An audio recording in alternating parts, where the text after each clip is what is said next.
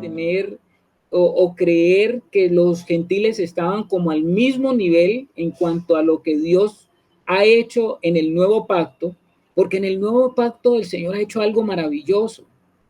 ¿Y qué es lo que ha hecho el Señor en el nuevo pacto? Pues Él ha traído, el Señor ha traído, ha venido y vino para traernos el Evangelio, la buena nueva, la buena noticia. ¿Cuál es esa buena noticia? De que ahora nosotros podemos entrar a participar de Dios mismo en su vida, en su naturaleza, podemos participar de la naturaleza divina y ahora esa naturaleza está también disponible para que todo aquel que cree en Él reciba esa vida y reciba esa naturaleza y reciba esa vida que viene de lo alto. Eso para los judíos como que era muy raro pues de entenderlo. Por eso ustedes saben que todo el libro de Hechos, cuando lo estudiamos, estuvimos hablando de eso, estuvimos hablando de lo que significaba para ellos. El libro de Hechos es esa transición entre la ley y la gracia, entre el antiguo pacto y el nuevo pacto. Y en esa transición había todavía muchos elementos confusos y creo que Pablo aquí magistralmente, cuando expone el Evangelio, porque el libro de Romanos está hablándonos del Evangelio de Dios, nos dice que para Dios no hay acepción de personas. Imagínese usted decirle a eso a un judío, que para Dios no hay acepción de personas. Claro que estos eran ya judíos cristianos, porque la carta fue enviada para los cristianos romanos, y, pero para ellos era necesario y Pablo estaba exponiéndole la claridad del Evangelio.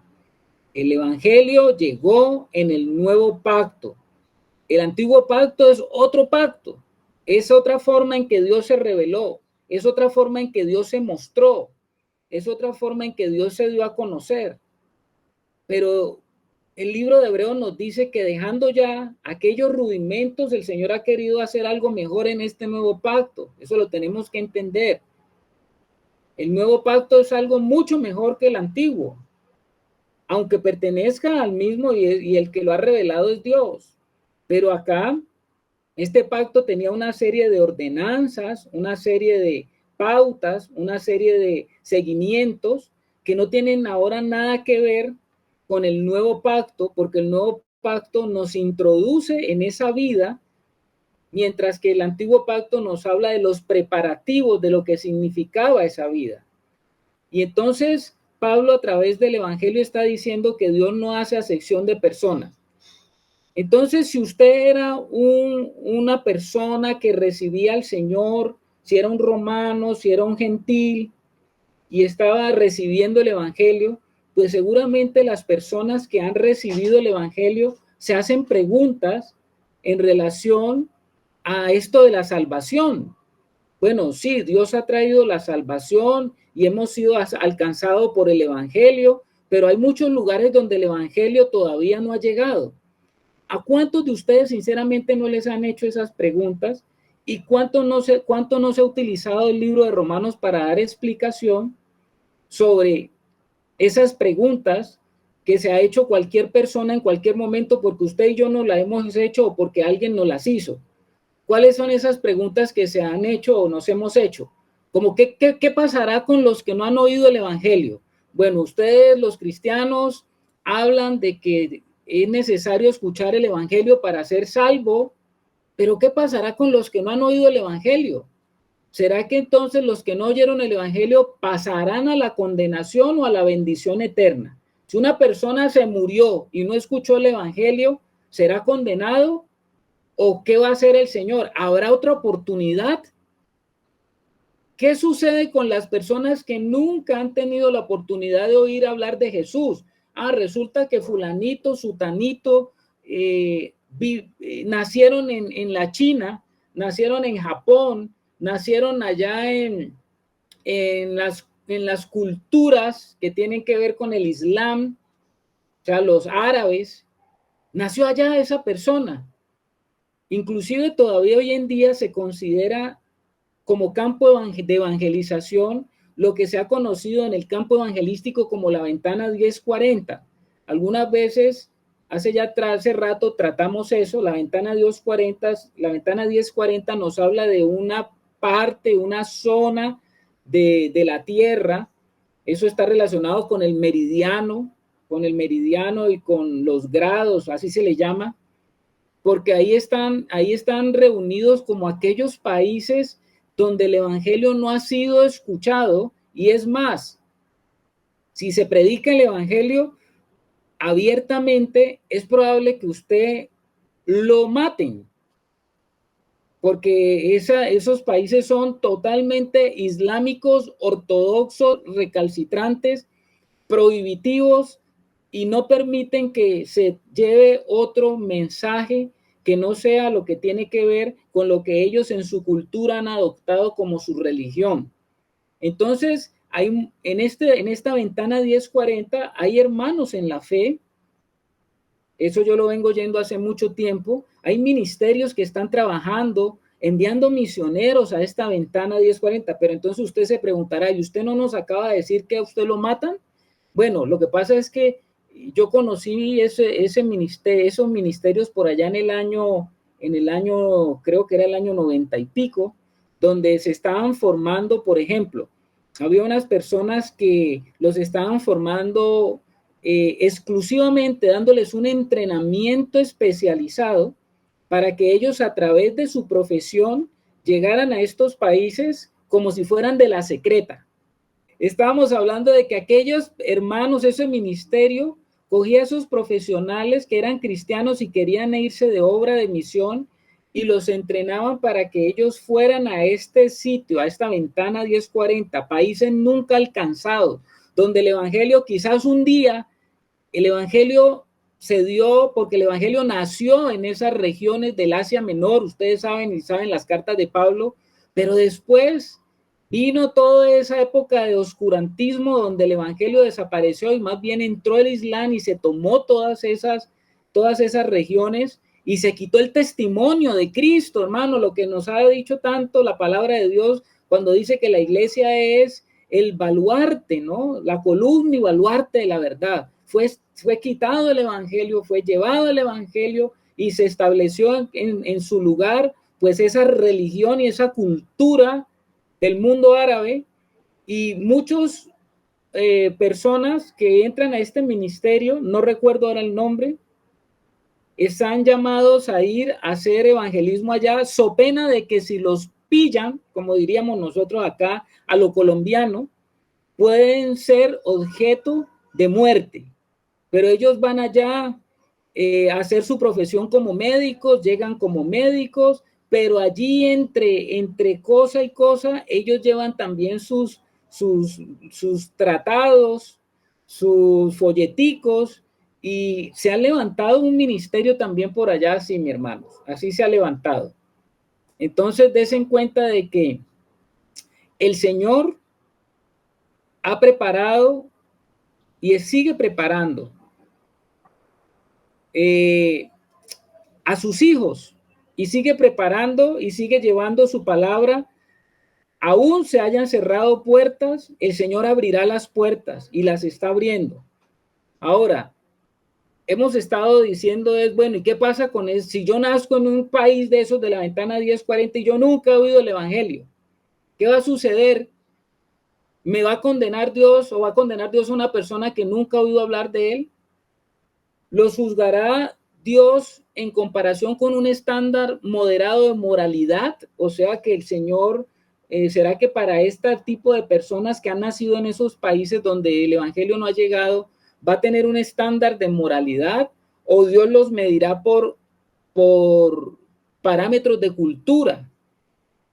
A ver, ¿qué pasa si son religiosos y sinceros? ¿Será que eso puede ganarle la aceptación de Dios? ¿La Biblia tiene algo que decirnos al respecto? Ahí fue donde quedamos hace 8 días, hermanos.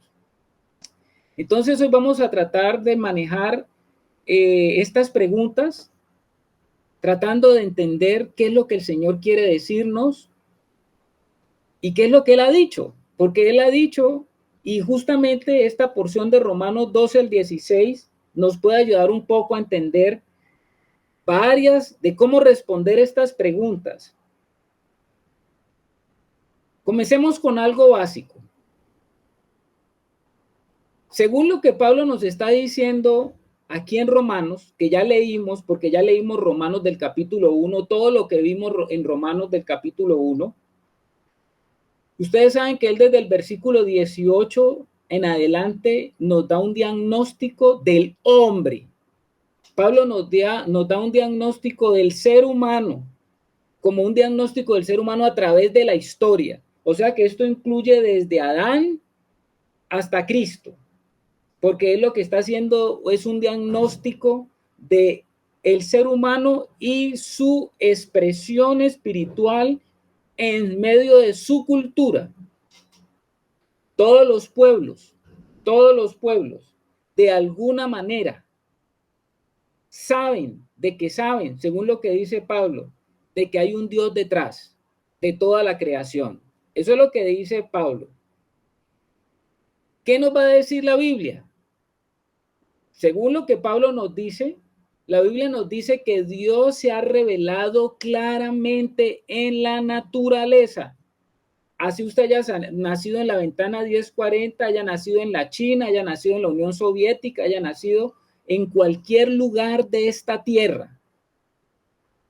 Allí en Romanos 1:20, Pablo nos dice de una manera categórica que las cosas invisibles de él, está hablando de Dios, y nos habla de que esas cosas invisibles que están relacionadas con su eterno poder y la deidad, dice que se hacen claramente visibles desde la creación del mundo, siendo entendido por las cosas hechas, de modo que no tienen excusa. Mire que Pablo está diciendo que de alguna manera cualquier hombre, cualquier persona que mire solamente, se detenga un momento a mirar el cielo, se detenga a mirar su ambiente, cualquier persona que se detenga a mirar su propio cuerpo, al ver la complejidad, al ver la perfección de los sistemas, cómo funcionan, tanto de lo que está arriba como de lo que está abajo, cuando usted comienza a ver cómo funciona su cuerpo, cuando usted mira el universo y se da cuenta de que eso está tachado en una noche llena de estrellas, de millones y de millones de pedazos de materia que representan estrellas, novas, supernovas, bueno, todo lo que hay en el universo, cualquiera que mira eso llegará a la conclusión, dice Pablo, de que detrás de todo eso hay un creador. Eso lo dice Pablo. Hay un creador. Además, Eclesiastés 3:11, lo invito a que vayamos ahí a Eclesiastés 3:11. Eclesiastés 3:11 nos va a hacer otra declaración. Dice Eclesiastés 3:11, todo lo hizo hermoso en su tiempo y ha puesto eternidad en el corazón de ellos, sin que alcance el hombre a entender la obra que ha hecho Dios desde el principio hasta el fin.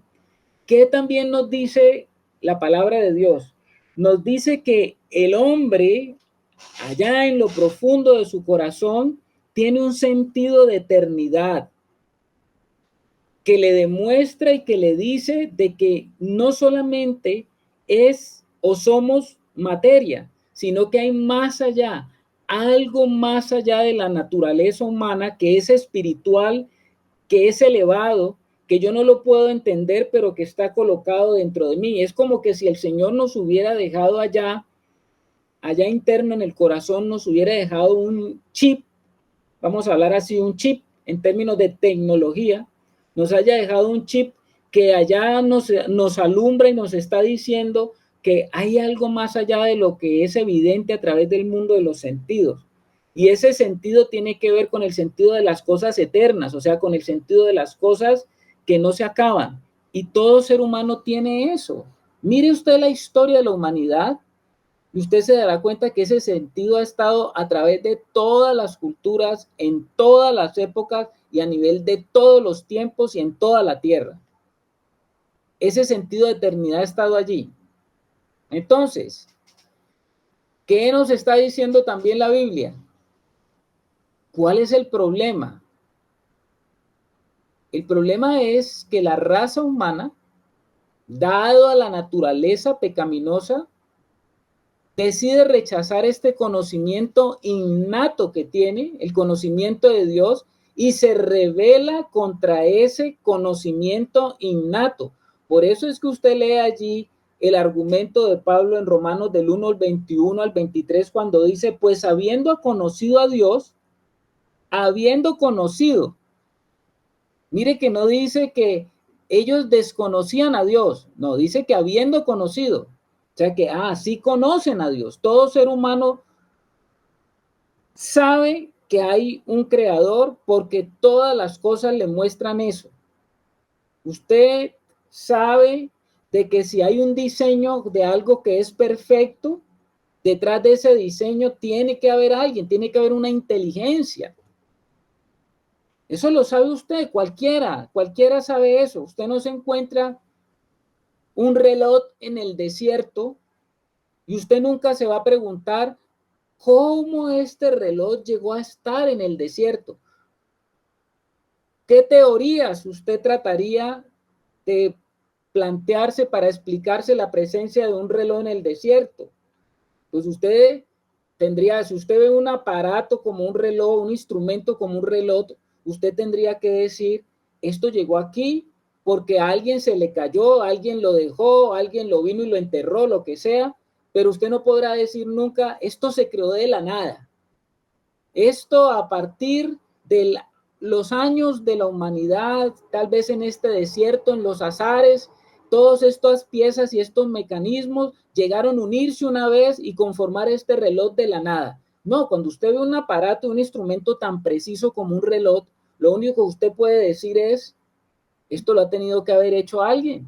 Mi hermano, la arena, los cactus y los alacranes se juntaron y lo formaron. Podría pensar usted eso, ¿no? Pero usted lo único que puede pensar y decir es, este reloj, alguien pasó por aquí, se le cayó, lo escondió o lo botó, lo que sea, pero nunca usted llegaría a pensar que eso se creó solo. Y eso solamente con un reloj. Imagínese otro tipo de instrumentos. Eso se llama, hoy en día, en el mundo de la ciencia, ha venido un gremio de cristianos muy fuerte que han traído para explicarle a ese mundo ateo, a esa ciencia fría. Ellos han venido, este grupo de científicos, a hablarles a estos otros científicos, pero estos científicos cristianos han acuñado el término del diseño inteligente. Entonces, tal vez usted se va a encontrar con algunos libros o algunas enseñanzas, son cristianos, que están tratando de explicarle al mundo científico esto de lo que es el diseño inteligente, porque ellos no les hablan directamente de Dios, sino que ellos les dicen, detrás de todo gran obra, detrás de toda gran obra hay un diseñador, y hay un diseñador que tiene una inteligencia, o sea que esto no se creó de la nada. Cuando ustedes vayan a buscar, busquen en internet y busquen el diseño inteligente y ustedes van a encontrar allí bastantes ilustraciones de lo que estoy hablando. Entonces, Pablo está diciendo, pues habiendo conocido a Dios, no le glorificaron como a Dios ni le dieron gracias, sino que se envanecieron en sus razonamientos y su necio corazón fue entenebrecido. ¿Qué es lo que está diciendo el apóstol Pablo? Pablo está diciendo que el ser humano fue entenebrecido después de la caída, vinieron las tinieblas. Ahora, para los que estuvieron cerca de Adán, para ellos no había ningún problema, porque ellos tenían una historia muy cercana de lo que había sucedido. Para aquellos que estuvieron después del diluvio con Noé, no hubo ningún problema, porque ellos conocían la historia. Entonces, ¿dónde se vino a tergiversar la historia? La historia de la creación del hombre se vino a tergiversar justamente allá en Babel, en Babel, cuando los hombres se unieron para tratar de buscar hacerse un nombre sobre la tierra, y dice que bajó Dios y confundió las lenguas, y entonces se comenzaron a esparcir todos los hombres. Todo eso que era claro para ellos comenzó a formarse, de eso comenzaron a formarse mitos, leyendas, ideologías, eso como lo que ustedes conocen y nosotros conocemos como un teléfono roto. Y comenzó a tergiversarse todo lo que fue la creación, y el hombre comenzó a fantasear, y comenzaron a salir hombres impíos que comenzaron a tratar de interpretar la propia creación a través de sus propios razonamientos. Y desde allá las culturas comenzaron a idear sus propias cosmologías acerca de cómo fue que se crearon las cosas. Y entonces dice la palabra de Dios a través de lo que el apóstol Pablo nos está exponiendo, que ellos, muchos, buscando esa sabiduría oculta, al pasar de los años, de los tiempos, tratando de interpretar la obra creadora, fueron llenos de doctrinas de demonios para tratar de explicar las cosas, y dice que ellos se envanecieron en sus razonamientos y su necio corazón fue entenebrecido. O sea que vinieron las tinieblas también a hacer su trabajo y a explicar diferentes formas cómo era que se había creado esto. Y entonces dice, por eso el versículo 23 dice, y cambiaron la gloria del Dios incorruptible. O sea que hasta ese tiempo el hombre la tenía clara. Los hombres sabían que era Dios el que había creado las cosas. Pero ya después vinieron los hombres a través de sus doctrinas, de su sabiduría humana, tratando de explicar las cosas, al separarse al separarse la raza humana, al comenzarse a dividir, cada uno coger por sus diferentes circunstancias, llenos ellos de la doctrina babilónica, comenzaron ellos a tratar de interpretar la creación de diversas formas. Y dice que cambiaron la gloria del Dios incorruptible en semejanza a imagen de hombre corruptible, de aves, de cuadrúpedos y de reptiles. Ya ustedes verán cuando ven esas culturas, por ejemplo, cuando ven Egipto, esos pictogramas que ellos tienen de esos hombres, mitad animal, mitad hombre. Ustedes ya saben lo que pasó con Grecia y los dioses griegos, los dioses romanos, todo ese tipo de cosas. Pues comenzó la humanidad a tejer toda una sarta de mentiras para tratar de explicar lo que era evidente a través de la razón de ver las cosas de una manera. Está diciendo Pablo, al ver las cosas de una manera natural, usted no tiene que darle vueltas a todo. Usted se da cuenta de que detrás de todo lo creado hay un diseño, hay un diseñador, porque hay algo perfecto. Si no fuera por la gracia de Dios, estaríamos dejados totalmente a los deseos pecaminosos de nuestro corazón. Algo ha conservado siempre el Señor, siempre ha habido un pueblo, un remanente. No es que algunas personas no hayan oído hablar de Dios. Todas las personas, todos los seres humanos, de alguna manera intuyen de que hay un ser superior. Más bien, el problema es que han rechazado lo que han oído y lo que fácilmente se ve en la naturaleza. No sé si hasta ahí es claro, hermano. ¿Estamos claros? ¿Alguien que levante la mano? Estamos muy claros. Bueno, Rocío está clara. Bueno, ya veo algunos que No, están. Rebeca. Ah, Rebeca, Rocío, Maite. Estamos hasta allí claros. Ok. Deuteronomio 4:29 hace una declaración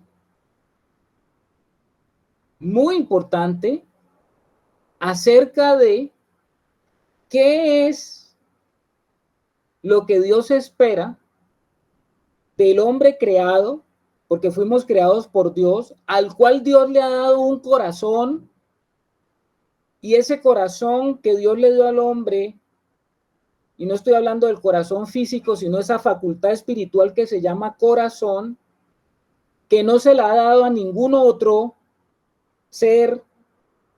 Ese corazón, esa facultad que Dios le colocó al hombre, se lo dio para que el corazón mismo pudiera entretejer lo que tiene que ver con el mundo de la fe, porque el corazón nos lo dio Dios para que pudiéramos creer y creerle específicamente a Él y para amarle a Él.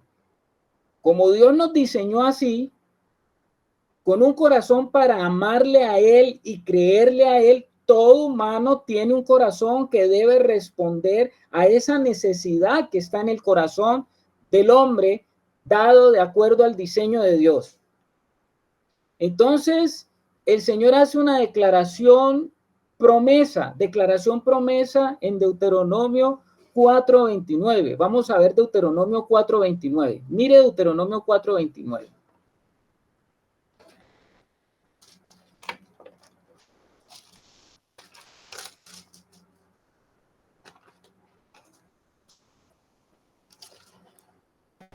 Deuteronomio 4:29 dice lo siguiente.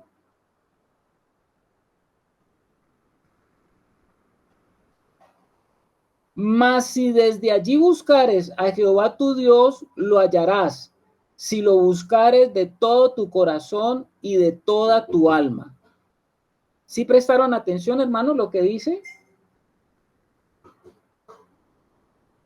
Mas si desde allí buscares a Jehová tu Dios, lo hallarás, si lo buscares de todo tu corazón y de toda tu alma.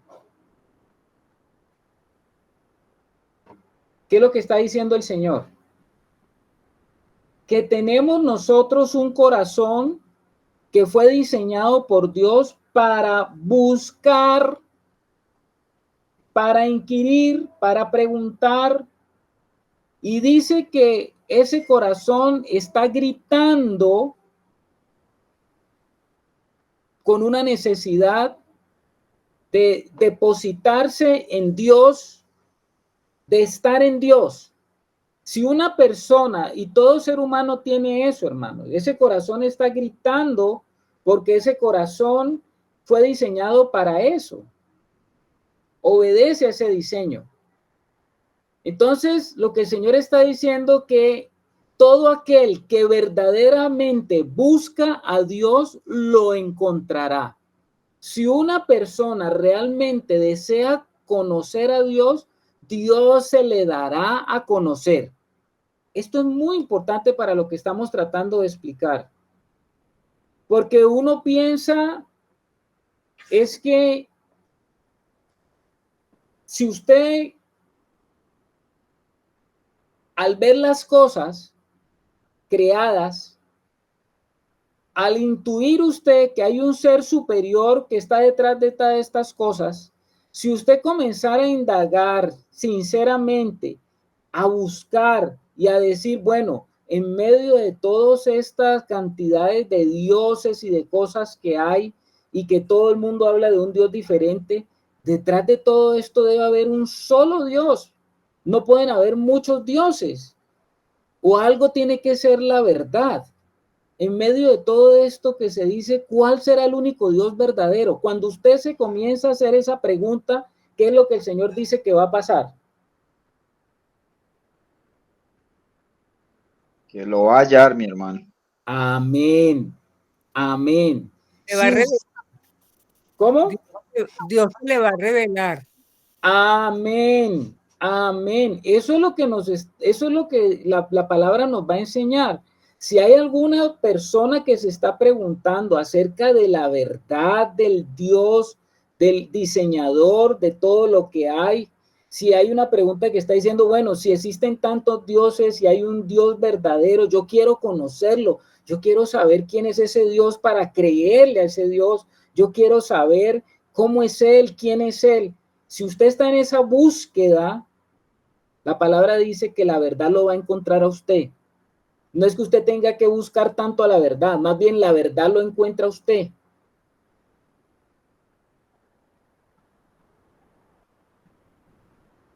¿Estamos hasta allí, hermanos? Sí, Carlitos, muy claro. ¿Qué quiere decir?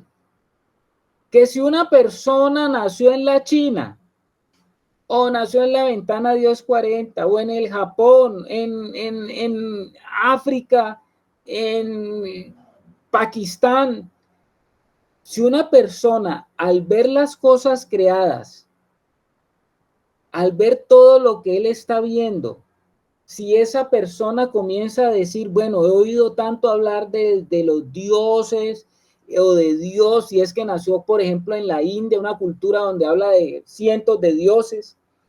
Bueno, si una persona verdaderamente dice, bueno, yo quiero conocer cuál es la verdad detrás de todo esto. Hay tantos dioses, como dicen en mi cultura, hay tantos dioses, como dicen en otras culturas.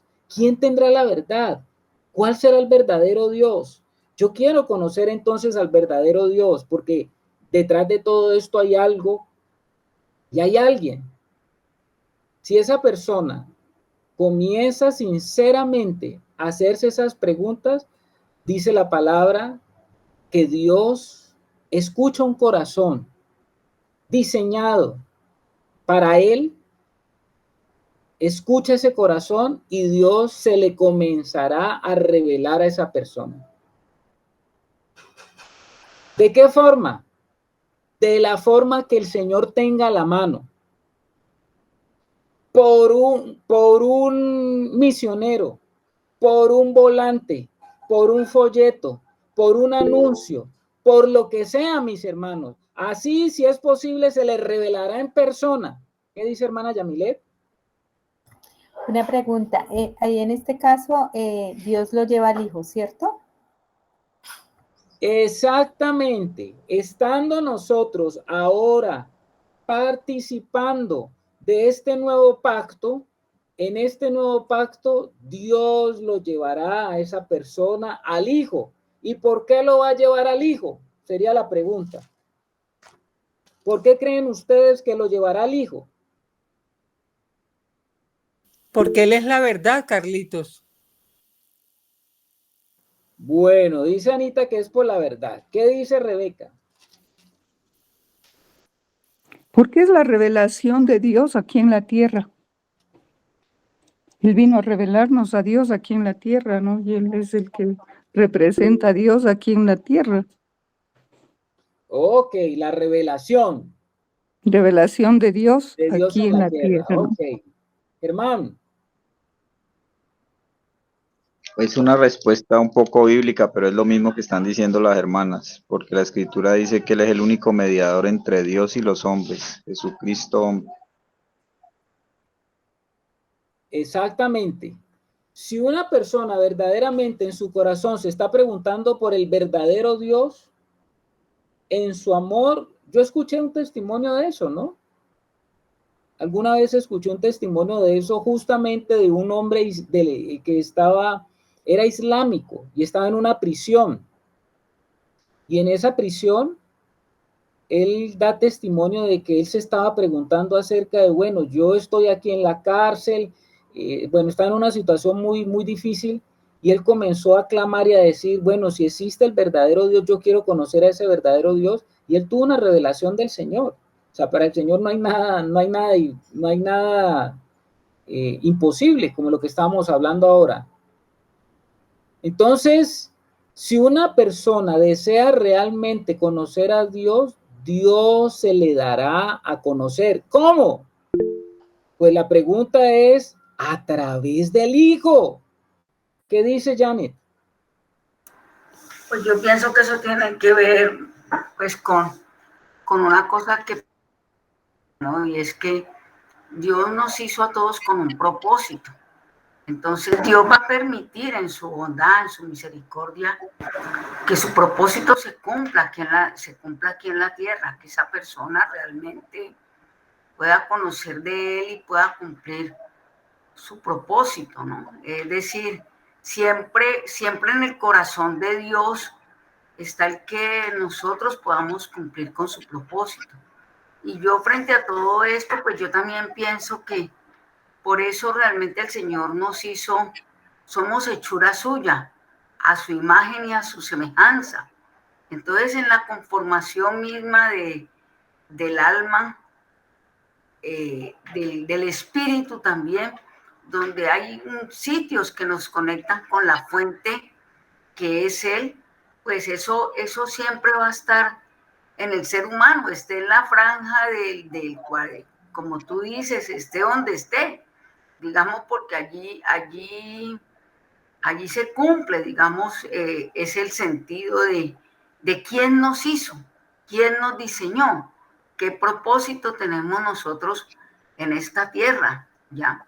Y la palabra del Señor también dice, mi embrión vieron tus ojos, o sea que todos hemos conocido al Señor y Él nos ha conocido desde antes de que estuviéramos aquí en la tierra.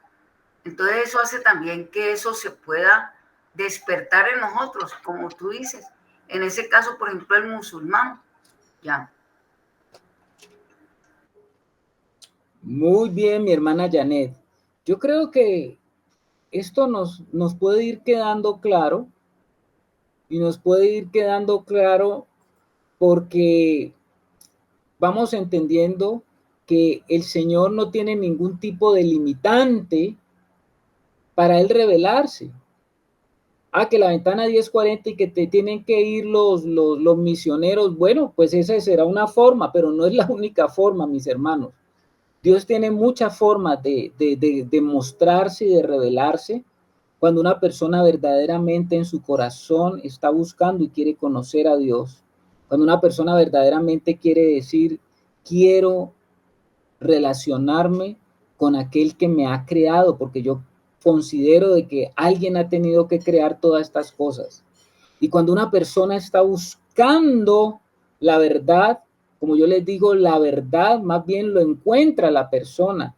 La verdad viene a la persona y se le presenta y se le revela. El mismo Señor Jesús allí en Juan 6, vamos a leer Juan 6. ¿Ya lo tienen? Juan 6, el versículo 44 dice, ninguno puede venir a mí. ¿Sí, Ana Milena? Ay, qué pena, Carlitos. Yo hace rato estuve intentando levantar la mano, pero no me funcionó y se me debió quedar así. En este momento lo que iba a decir era que cuando yo dije, cuando mi respuesta fue la verdad, porque Él es la verdad, estaba incompleta, porque me faltó decir. Bueno, ahí estaba tratando de decirnos algo, Anita, y se nos fue. Esperemos que retorne. Pero ¿qué es lo que está diciendo el Señor allí en el versículo 44? Ninguno puede venir a mí si el Padre que me envió no le trajere, y yo le resucitaré en el día postrero. ¿Quién es el que trae a Jesús a las personas? Pues el Padre. ¿Cómo? ¿Por qué lo trae el Padre? Porque seguramente esa persona ha estado buscando y clamando por conocer la verdad. ¿Qué dice Anita que te fuiste ahorita? Perdón, Carlitos, ¿a ti te aparece mi mano levantada?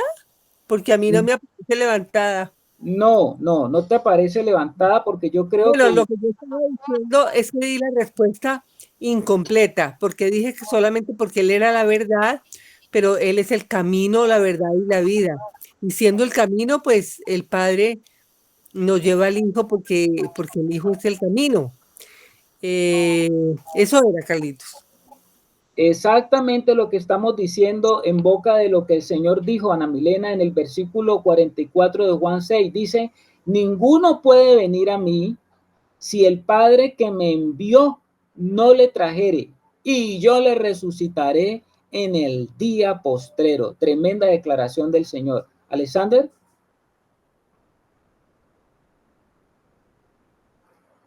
Sí, tenés el micrófono apagado, Alex.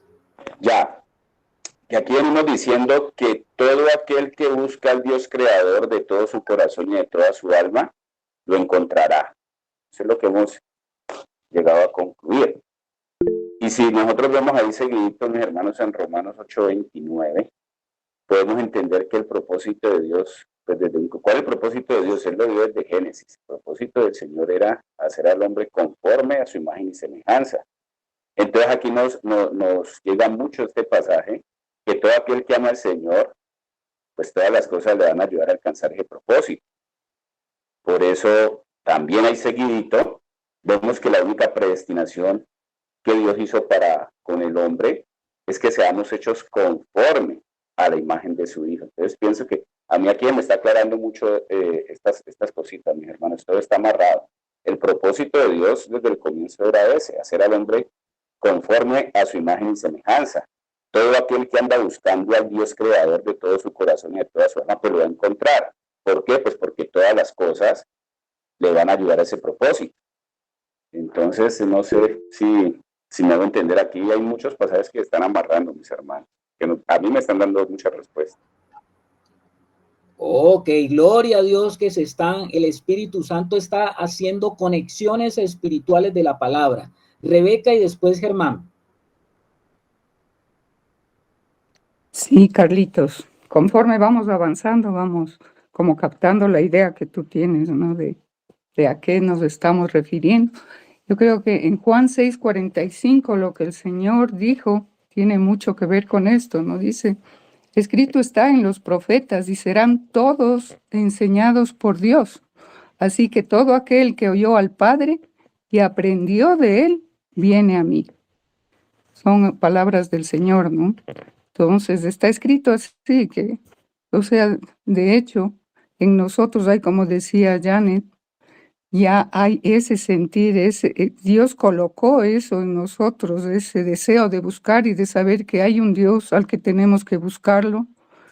Y de hecho llega un momento en que es así, ¿no? Porque si decimos en los pueblos no contactados, que son aborígenes, que de pronto no tienen el conocimiento, pero de hecho en ellos también hay ese sentir de que debe haber un ser superior que nos hizo, por eso es que ellos se van a adorar al sol y cosas por el estilo, ¿no? Pero como dice aquí Romanos mismo, ¿no? Es la conciencia, Dios nos puso una conciencia y eso es lo que nos lleva a entender cuando tú dices cómo va a juzgar Dios a aquellos que nunca conocieron del Evangelio.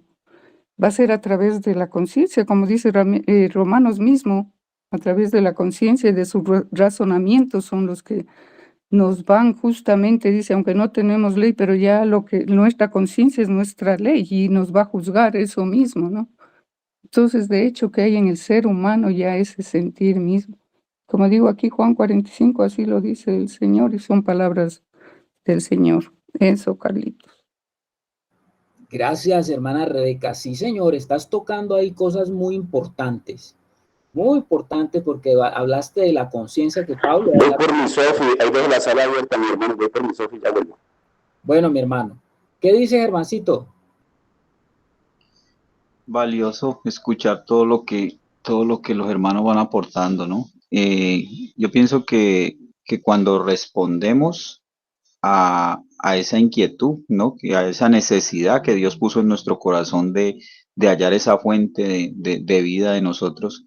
Yo creo, mis hermanos, que ustedes han visto también mucho en documentales, en informes periodísticos de personas que, mejor dicho, se atraviesan al otro lado del mundo o llevan años y años en la búsqueda de sus padres biológicos, de sus raíces, como dicen, y no descansan hasta que logran encontrar, ¿no? Más que todo se dan esos casos de adopción, de separación por causa de fuerza mayor en su nacimiento, en su niñez, pero siempre está ese deseo en el corazón humano de encontrar sus raíces. Entonces, cuando hay un deseo genuino realmente de conocer a nuestro Creador, de cuando respondemos a esa necesidad que Dios dejó en nuestro corazón, porque pues es una necesidad para que el hombre esté completo, pues tiene que estar en esa perfecta comunión con Dios, ¿no? Y pues en esa falta de conocimiento de la verdad, como decían ahora, pues está buscando llenar ese corazón con tantas cosas, con situaciones, con personas, y eso es imposible. Pero quien responde realmente a esa necesidad y quien empieza a mirar hacia donde tiene que mirar y a buscar realmente al Dios verdadero, pues Él le va a revelar a quién, a su Hijo, porque la misma Escritura dice que Él es la imagen visible del Dios invisible, porque a pesar de que Dios nos creó espíritu, alma y cuerpo, pues por esa condición en la que estamos cuando inicialmente empezamos a responder al llamado de Dios a encontrar dónde suplir esa necesidad, pues nosotros no solamente somos espíritu, nosotros también somos alma y somos cuerpo, y eso tiene una incidencia en nosotros. Entonces tiene que haber un testimonio de un hombre que venía del cielo, pero que también caminó como hombre por esta tierra. O sea, es la hermosura de lo que yo veo que el Señor hace. Mire, yo lo estoy buscando a usted de antes que usted haya nacido, y hay un testimonio de un hombre conforme a mí, de un hombre que era la imagen mía en esta tierra. Entonces, por eso es que le revela al Hijo a uno, y por eso es que el Evangelio toma vida, cuando realmente en esa inquietud, pues escuchamos el Evangelio. Es como un corazón que ha ido siendo preparado para nosotros realmente ese regalo de la gracia podamos recibirlo con ese gozo tan grande. Amén, hermanos. Ese corazón que Dios ha dado al hombre clama, el corazón clama por su hacedor. Más bien el hombre quiere acallar ese corazón a través de sus propios razonamientos y en esa búsqueda rebelde por tratar de quitar a un creador y por tratar de obviar lo que es evidente, porque el corazón de todo hombre clama por el creador. Esa es la realidad, hermanos, esa es la realidad. El hombre, a través de sus vanos razonamientos, enfría y quiere enfriar ese clamor. Entonces, mis amados, ahora la hermana Rebeca nos decía algo muy importante. Ella nos decía, bueno, es posible que los gentiles cristianos que estaban oyendo a Pablo, es probable que ellos se preguntaran, bueno, pero es que nosotros no conocíamos la ley de Dios. Y pueda que resulte la pregunta, ¿cómo puede Dios condenar a un pecador gentil si no conoce la ley de Dios? Ustedes saben que la ley fue directamente dada al pueblo de Israel. Entonces, si los que no conocían la ley, pues la respuesta Pablo la da, ¿no? Aunque los gentiles no hayan pecado contra un conocimiento de la ley, sí han pecado contra su conocimiento innato de Dios, lo que nos decía ahora la hermana.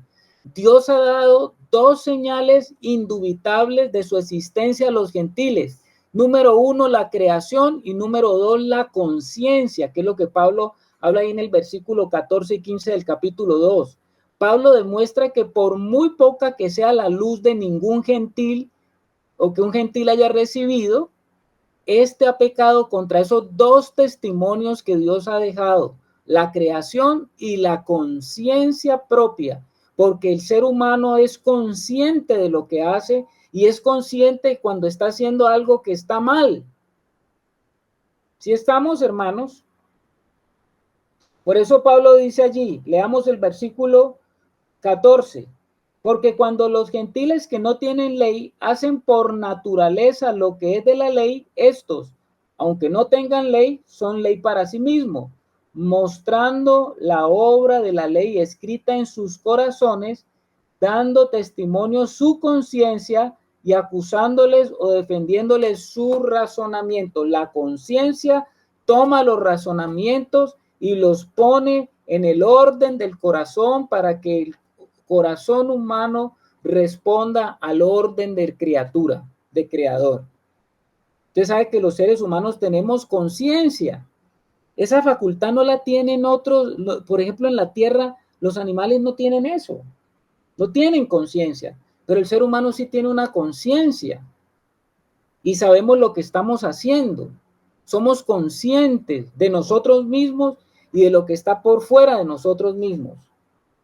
Entonces, mis hermanos, Pablo nos está colocando allí como esas cosas claras, diciéndonos, no, espere, no es que el evangelio va a excusar a unos, a los que conocían, a los que no conocían la ley, y en cambio va a acusar a los que ya tenían la ley, que eran los judíos.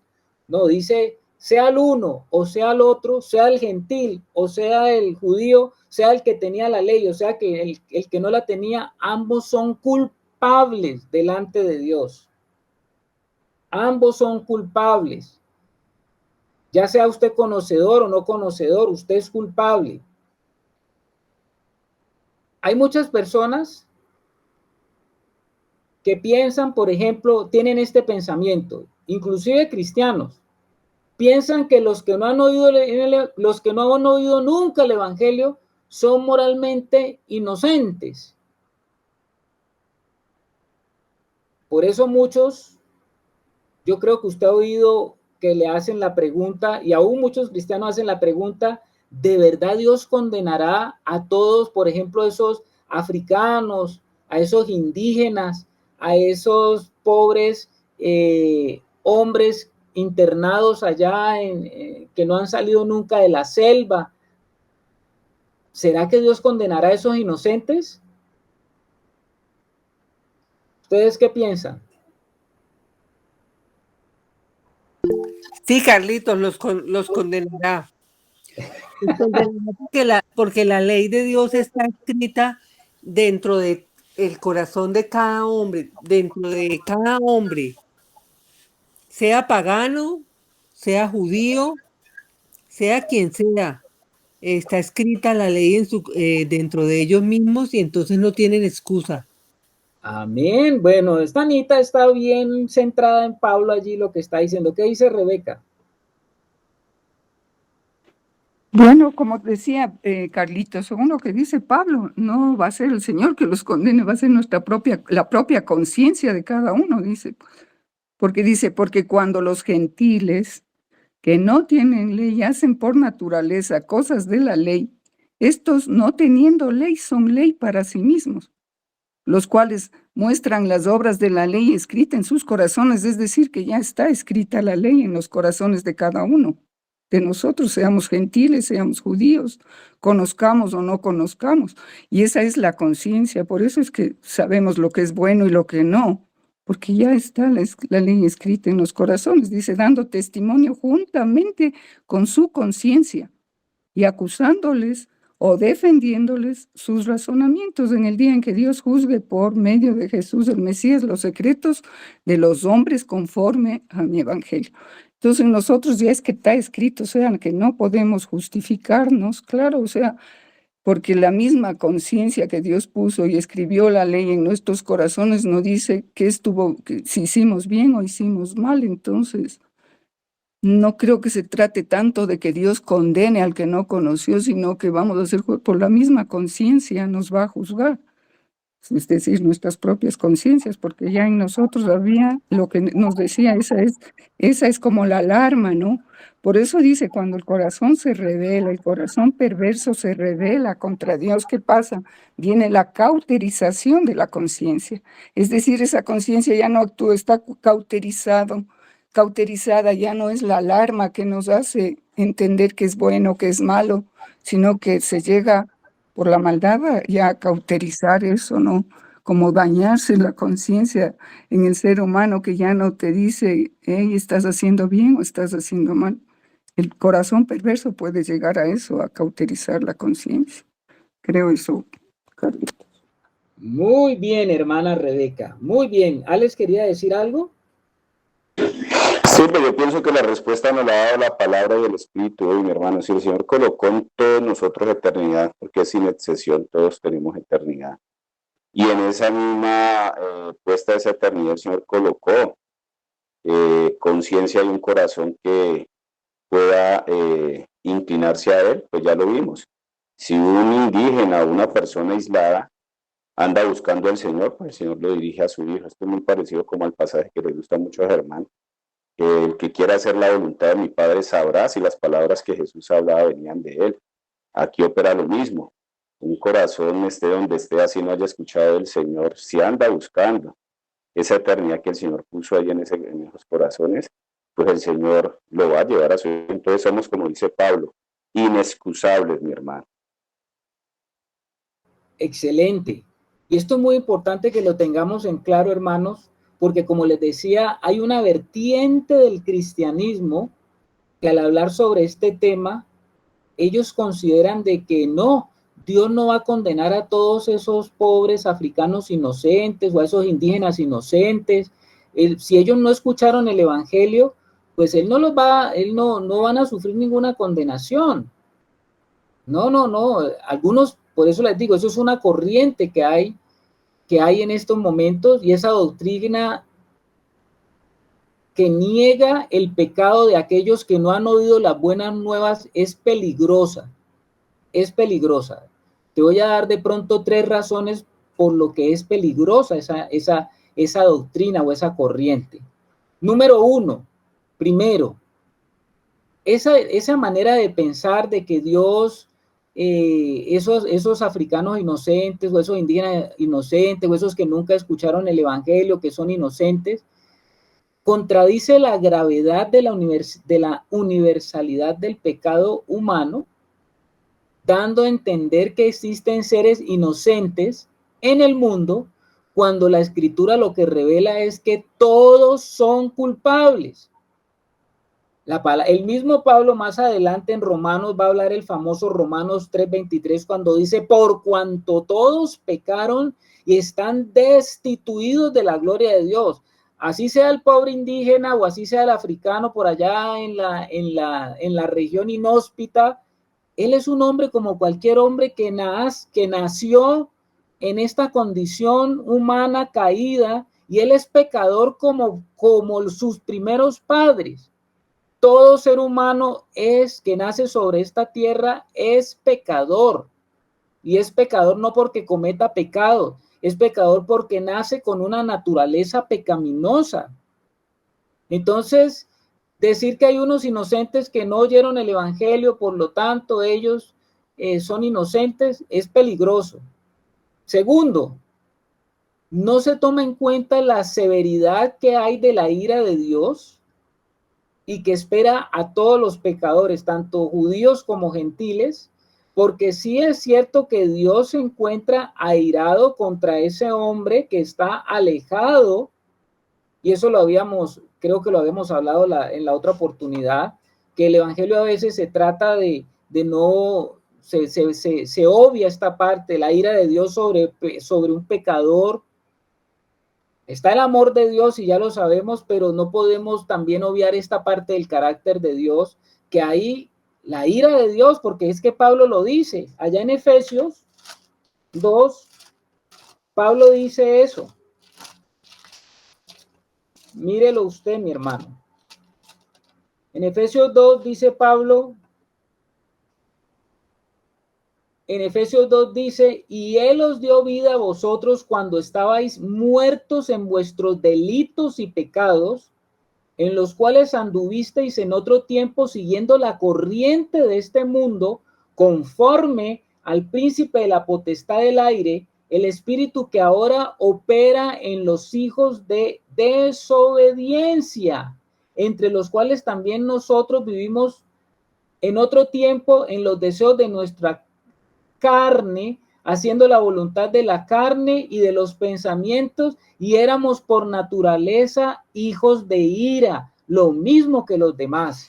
O sea que Pablo está diciendo acá en Efesios, de una manera ya más avanzada, que no quiere decir que ese inocente que está allá, que no ha escuchado el evangelio, que él entonces es inocente y por lo tanto no merecerá estar bajo el juicio de Dios. Eso tenemos que tener mucho cuidado, porque Pablo está diciendo que todo hombre que nace en este mundo, que está bajo la corriente de este mundo, está bajo el príncipe de la potestad del aire, que convierte a esa persona en un hijo de desobediencia permanente. Y esa desobediencia permanente hace que la ira de Dios esté sobre esa persona. No puedo yo ignorar eso. Tercero, porque hay que tener en cuenta esta doctrina, qué tan peligrosa puede ser. Porque esta doctrina anula la importancia del evangelismo, las misiones, lo que el Señor habló sobre la gran comisión. ¿Por qué? Porque si una persona solamente va al infierno por rechazar el evangelio de Cristo, entonces uno pensaría, sería mejor no predicárselo por si acaso decide no aceptarle. ¿Me hago entender? ¿Sí me hago entender, hermanos, o se perdieron allí? Sí, mi ¿Puedes hermano, repetir, te lo entiendo. Carlitos? Sí, me perdí yo también, Carlitos. Sí, puedes repetir ¿Usted para entendió, cogerle bien. Germancito? Sí, mi hermano. Explíquelo, por favor.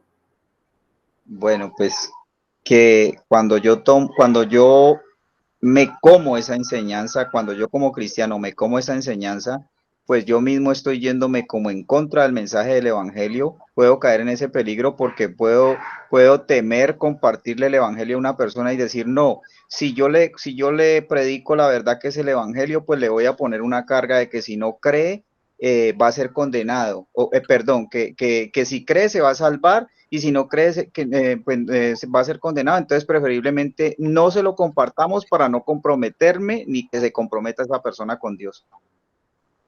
Bueno, sí, señor. En esencia es eso. Si una persona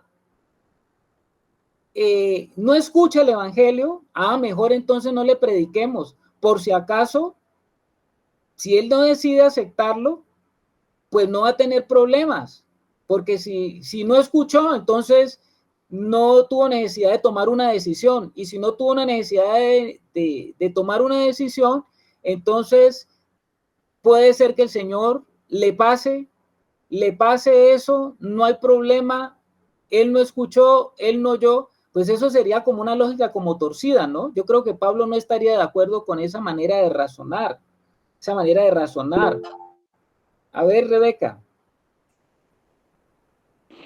Pero, Carlitos, pero la escritura es clara, dice, mi pueblo perece por falta de conocimiento. Es decir, que la falta de conocimiento igual vamos a perecer por falta de conocimiento. No entiendo cómo esta corriente puede decir eso, ¿no? Si incluso dice, mi pueblo perece por falta de conocimiento.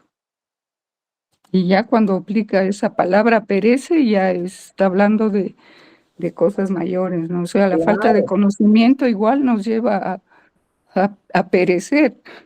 Y eso es para los hijos que conocen. Imagínate cómo son entonces el que dice que no quiere conocer mejor mejor no conocer para no condenarme. Pues tenaz. Aquí, lógico, es así. Entonces, si aún al que conoce dice, mi pueblo perece porque aún le falta más conocimiento, digamos. ¿Cuánto más al que no tiene nada? Claro, pero esa doctrina ha agarrado algo de fuerza. A ver qué dice Alex. No, que lo que entiendo yo que quieres decir, Carlito, es que es un atentado, esa doctrina es un atentado contra una orden que Jesús dejó, y la orden que Jesús dejó es ir y hacer discípulos, o sea, esa doctrina atenta contra la gran comisión. ¿Por qué? Pues Germán lo explicaba, porque si al predicar yo el evangelio y la gente no me cree y eso los va a condenar, pues entonces mejor no predicar. Así es, mi hermano. ¿Qué pasará entonces con los que no han oído el evangelio? Pues serán condenados justo y merecidamente por todo el pecado que han cometido contra la luz de Dios. Janet. Pues no, yo ahí quería como aportar algo. Es que pues la palabra del Señor es una semilla, ¿no? Entonces digamos que la labor de nosotros es regar la semilla. La semilla, pues, ¿qué se requiere para poder que la semilla crezca? Depende de la tierra en donde caiga, ¿no? Pero ahí también está, digamos, como la convicción que tengamos nosotros, porque desde luego es también como lo que pasó con nosotros. A nosotros hubo momentos donde nos compartieron la palabra y a nosotros estábamos ciegos, o sea, estábamos siendo guiados, como dice allí el apóstol Pablo, estábamos por el príncipe de la potestad del aire, porque nosotros no queríamos ni ver, ni oír, ni escuchar, teníamos el corazón endurecido. pero llega un momento dado en la vida de la persona en que esa semilla, ese corazón, esa tierra que ha sido labrada, que ha sido, digamos, que ha recibido varias semillas, pues produce fruto, ¿no? Produce fruto y puede crecer. Entonces yo pensaba yo en este momento, hermanos, porque es que a mí me parece que ahí también como cuerpo, como iglesia, nosotros tenemos como una responsabilidad con esa gente que tú dices que hoy en día, digamos, trabaja esa parte, porque es que pueden trabajar esa parte porque la iglesia tampoco no hace la parte que le corresponde. O sea, nosotros damos lugar a eso, porque el deber nuestro está en la palabra, lo que ya les está diciendo, hacer discípulos a las naciones y por toda parte predicar el evangelio, pero realmente ahí viene el tema, ¿cómo estamos cumpliendo con eso? ¿Estamos haciendo realmente esa tarea nosotros, sus hijos? Buena pregunta, mi hermana, buena pregunta. A ver, hermano Germán. Pues va muy por la línea de lo que acaba de decir la hermana, porque pues escuchando esto, pues yo medito que sí hay una, Dios es radical, ¿no? El Señor es radical y la necesidad del Evangelio es para toda criatura, pero entonces la iglesia tiene un mensaje de vida o muerte, un mensaje que darle al mundo. Pero ¿cuál es el problema? Y yo sé que delante del Señor tenemos que darle cuentas. Esa verdad nos alcanzó a nosotros, nos resplandeció por la misericordia de Dios, pero nosotros que sabemos cuál es esa verdad, como iglesia, como individuos, no vivimos esa verdad y por eso no hay un testimonio para que el resto del mundo sea alcanzado. Ahora recuerdo el versículo que decía que la creación anhela la manifestación gloriosa de los hijos de Dios. Entonces, ahí con temor hay que decir estas cosas. Nosotros como iglesia tenemos un papel porque uno ve los mensajes de este mundo, las corrientes de este mundo, la fuerza que toman y uno sabe que son corrientes humanistas que lo único que hacen es, contrario al Evangelio, fortalecer al hombre en su rebelión contra Dios y en la búsqueda de su propia gloria y de su propia explicación de todas las cosas. Pero realmente cuando alguien se levanta a vivir el Evangelio, no solamente a predicar, sino a vivir el Evangelio y a manifestar, porque la Escritura dice que donde está tu tesoro, ahí estará tu corazón, y a manifestar realmente dónde está nuestro corazón, pues eso tiene que ser una diferencia literal, del cielo a la tierra, para que haya sobre la iglesia esa luz, ¿no? Y para que haya ese respaldo de que Jesús dijo, ir y predicar el evangelio a toda criatura. Entonces pienso que si estamos entendiendo esto no solamente es para que se quede como una enseñanza doctrinal, sino que esto también nos tiene que sacudir realmente en cuál es el papel de la iglesia y a qué es que estamos llamados nosotros. Ok, amén. A ver, Alex. Está el micrófono cerrado, Alex. Yo aquí viendo a mis hermanos, lo quiero poner en la mesa con lo que hemos visto. Nosotros no somos importantes en este sentido. A veces nosotros pensamos que somos fundamentales en esto. Y aquí lo que el Señor nos está mostrando es que el fundamental es su Hijo. O sea, como respuesta a cómo empezó esto, yo diría a mis hermanos que pues quien no ha conocido el Evangelio va a ser condenado por su pecado y por no permitir que la eternidad que Dios puso en sus corazones los lleve a buscar al Señor. ¿Para qué? Para que el Señor los conduzca a Cristo. La pregunta es ¿cómo? Pues el Señor lo podrá hacer por medio de predicadores que se arriesgan a meterse en esos sitios, o el Señor lo va a hacer con piedra, mis hermanos. Eso dice la palabra. Si el hombre no predica, si yo no doy testimonio del Señor, él usará las piedras. Entonces pienso que estas personas son también inexcusables. ¿Por qué? Porque la eternidad que el Señor puso dentro de ellos, si ellos andan buscando esa eternidad, y esa eternidad el Señor sabe que la puso de ellos, esa eternidad es Cristo, a ellos los llevará, mi hermano. Bueno, mis santos, vamos a cerrar un poquito acá este pedacito con una meditación que es también una pregunta que está en la misma escritura, ¿no? Nadie pasará a la condenación eterna que no merezca estar allí. Eso lo podemos tener nosotros muy claro. Porque allá en Génesis 18:25 dice, el juez de toda la tierra no ha de hacer lo que es justo. El juez de toda la tierra no ha de ser lo que es justo. Entonces descansemos en eso, mis hermanos. Descansemos en que el Señor tiene en cuenta todos los corazones. Él es el que pesa los corazones. Y Él es el que sabe exactamente quién será y quién no será. Él sabe exactamente.